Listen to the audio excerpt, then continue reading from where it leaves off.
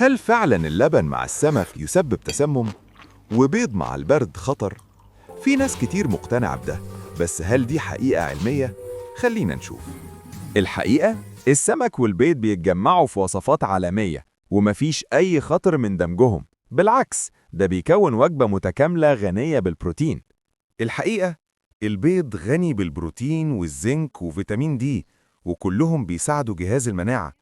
مفيش أي دليل علمي يمنع أكل البيض أثناء البرد. الحقيقة التالتة، مفيش أي بحث علمي يثبت ده. اللبن والسمك بيتجمعوا في أكلات كتير زي شوربة السمك بالكريمة وكاري السمك بالزبادي. لو مفيش حساسية فردية مفيش أي خطر. ودي أطباق عالمية. كاجيري، طبق بريطاني مشهور بيجمع السمك والبيض والكريمة.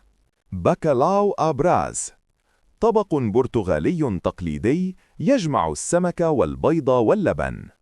لو عايز تعرف الحقيقة وتهزم الإشاعات، اشترك دلوقتي وفعل الجرس.